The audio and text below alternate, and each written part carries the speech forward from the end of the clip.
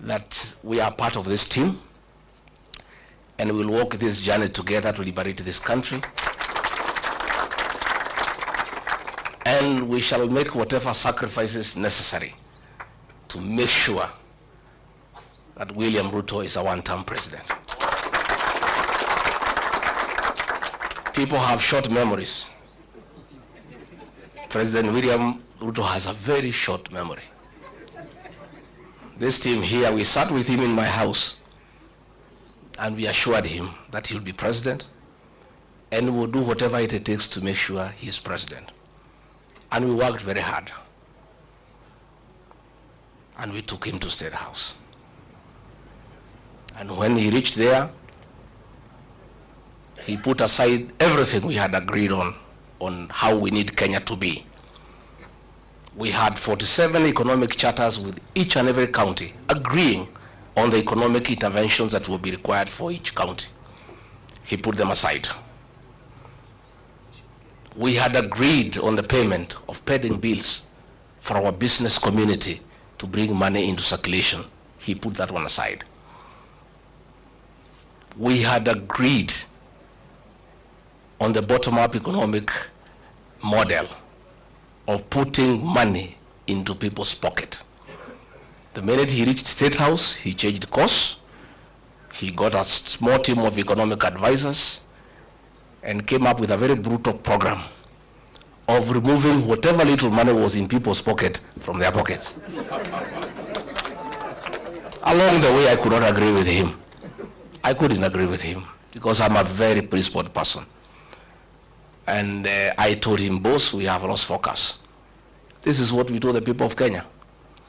We had assured the people of Kenya that we will never carry out evictions and demolitions that are inhuman. And when he made a decision to evict people from Nairobi River along the line, and the Nairobi River Commission was in my office and he asked me to lead that program, I told him I can't do it because it's against my principle. And he said, you must do it. When we had the Finance Bill 2024, I was a lone voice in cabinet telling him, listening to the people of Kenya, they will not accept this finance bill. And it will leave us with an egg on our face. He became intolerant. He became dictatorial. And the government that he leads is a one-man show. I can tell you today, all those ministers you see there, they are flower girls. I was the only man in that cabinet who could stand up and tell him, hey boss, no, this can't work. And that's why he needed me out, so that he can put a protege and other fellows just to say, yes sir, yes sir. It's a praise and worship choir for the president. And I couldn't fit in that choir. I couldn't fit in that choir. You know, and he is very bitter. Extremely angry, very irritable, that for a whole 6 days he's just abusing me in Western Kenya. Rigathi Gachagua is not a road in Webuye. He is not a hospital in Vihiga. He is not a water pan in Kakamega. He is not a slaughterhouse in Bungoma. President of the Republic of Kenya has gone to Western for 6 days. Just talking about Rigathi Gachagua, occasionally Kalonzo Musyoka, because he's bitter that his voting bloc, the one that made him president, the Mount Kenya bloc, is gone and gone and gone forever. And I told him, it is his own undoing. I told him, don't touch the mountain. See the Bible. If you read the Exodus, I told him, don't. Many times. But it's because he has some young MPs he moves around with. Young boys who are born in towns and brought up with Stererak. They don't know the community. So they tell him, no, it's okay, no problem. Mulima ni yako, wewe ulikuja huko mwenyewe. Hawa watu ni wako, hata ukitoa huyu weke huyu hakuna shida. Nikamwambia mimi ni mzee. Hawa watu mimi nawajua. These fellows of the mountain, they hate betrayal and they hate deception. Because of what Mzungu did to them, they hate betrayal. And you yourself, President William Ruto, you are a beneficiary of my community's distaste for betrayal. When they decided that Uhuru Kenyatta has betrayed you, They turned against Uhuru for betraying you in their view and voted for you. And you are not one of them. They hated one of their own to support you, and you are not one of their own. If you betray one of their own, you will tell me the story.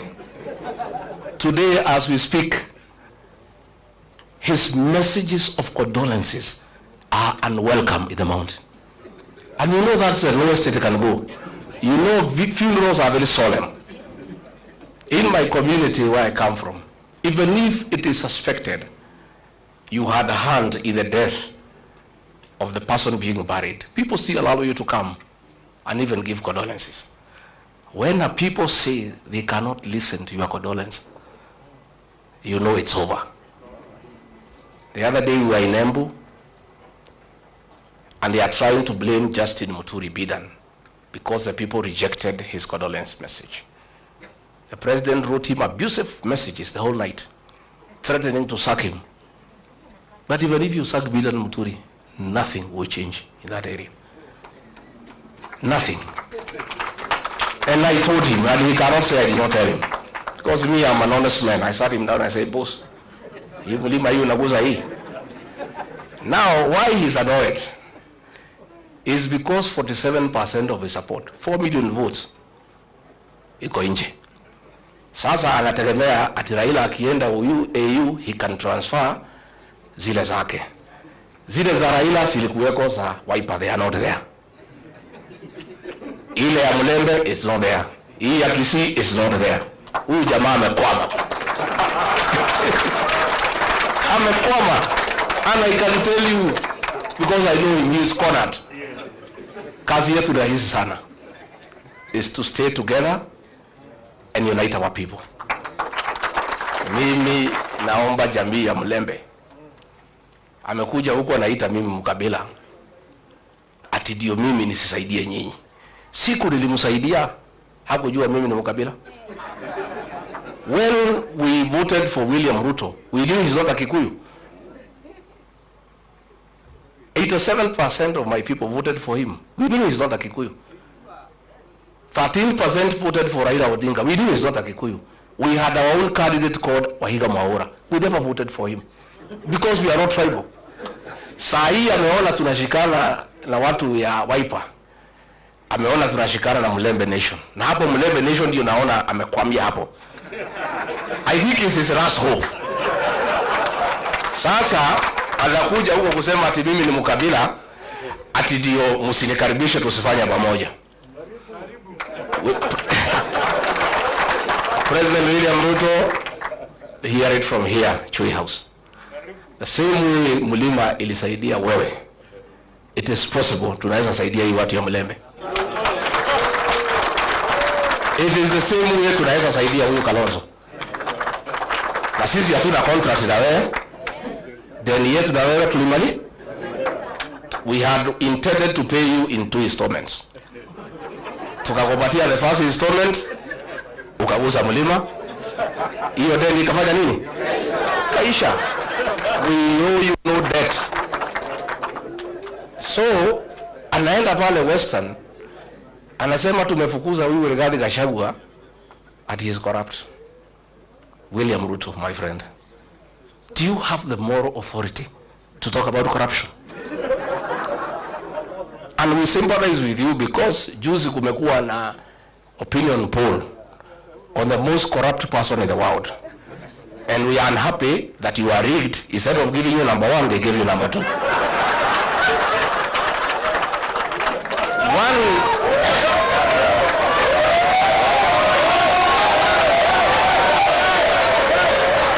Let me say, I want to say,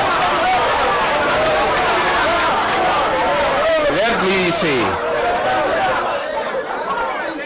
President William Ruto could not agree me to stay in government because I could not agree to corruption.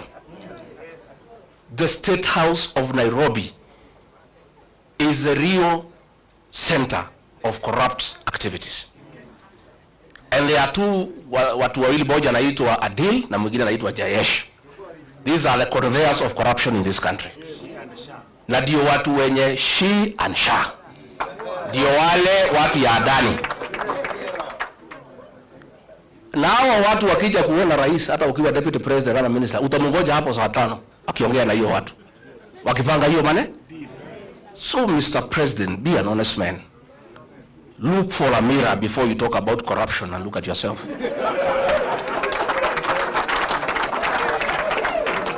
If you think the people of Kenya are very intelligent, regarding Gachagua has not been associated with any scandal in this country.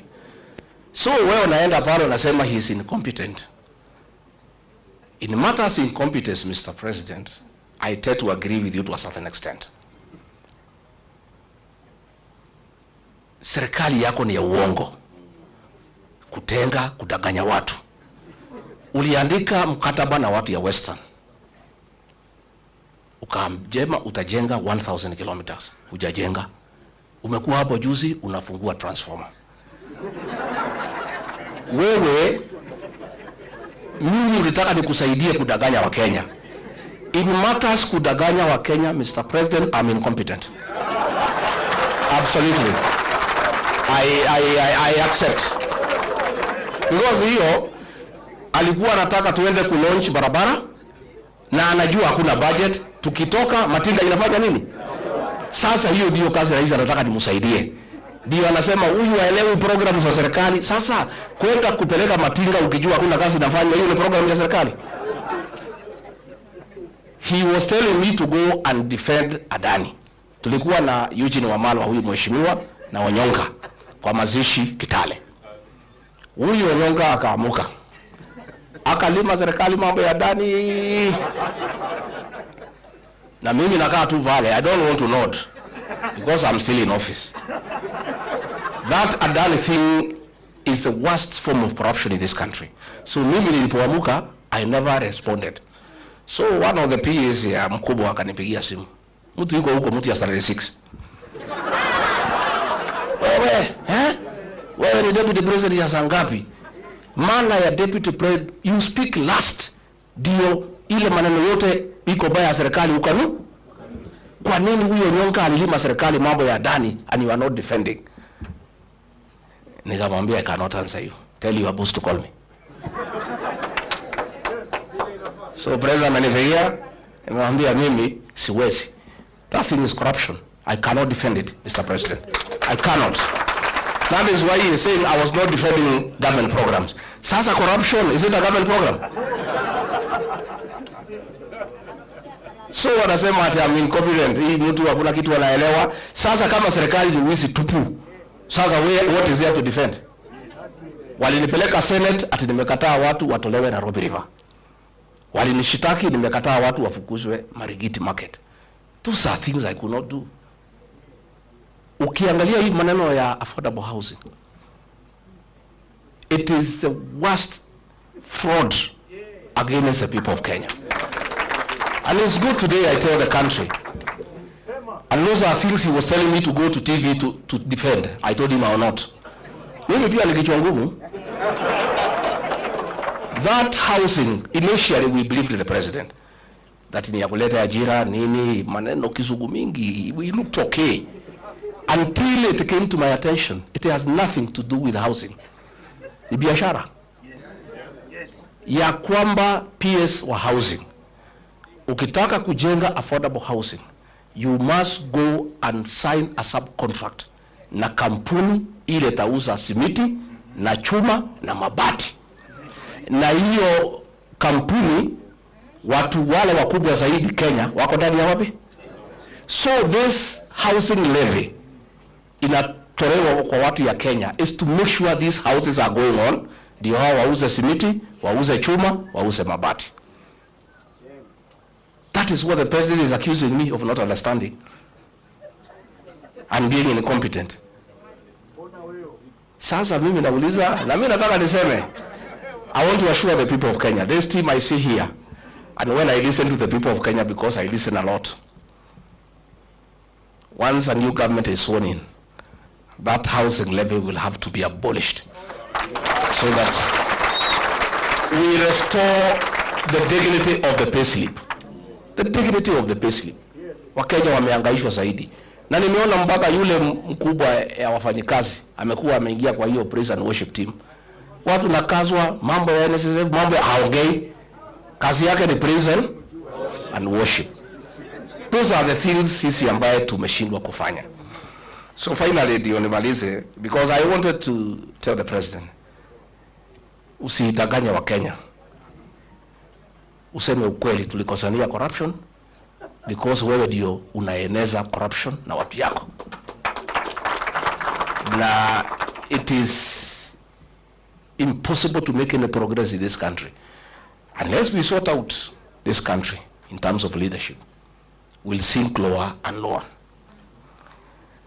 Finally niambie watu ya Western, because mimi naona huyo jamaa amekwama hapo kwenu. Nyinyi mko na bahati that we are here to advise you. Alienda kwenu siku 6. Kwetu he was there 6 days out of 7 every week. Hakuna kanisa hajaingia. Hakuna barabara hajui kwa jina. Hakuna soko hajui kwa jina. And you would memorize, we are very impressed. Anataja barabara, Wakikuyu wanasema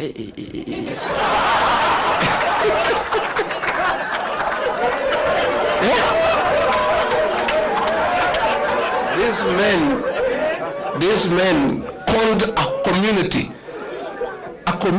that has pride, a community that's hardworking, that is rich. Watu wamesoma. He called all of us, our bishops, our reverends, our pastors.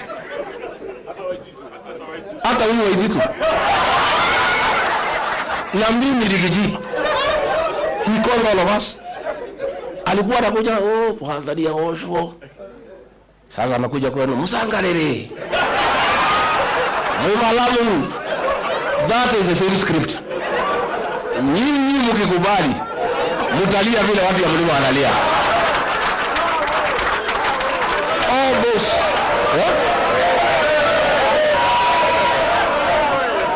hiyo yote ni utapeli. All those things is promising he will not do anything. He promised us atatumalizia barabara ya Mau kwisha. Nitajenga hii. So today he does not come to our place. The last time alikuja pale Embu in November, alijaribu kuweka uongo ya housing. Washirika wakabuka kumwambia tutaki uongo hapa tena. Hiyo mambo ya uongo peleka huko Western. Akajaribu kuongea mambo ya SHA, akaambiwa hatutaki uongo. Kwetu amejulikana na ndio humuone huko. Na hata akija atakutana na watu.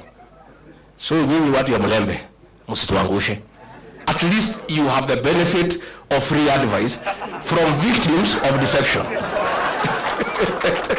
Sindio? Simuko na free advice. Yeah? Sasa yeye halali ati nimekaa pale wa Mnyoro. Mimi nakaa tu chini ya miti. Yeye hako juu ya gari.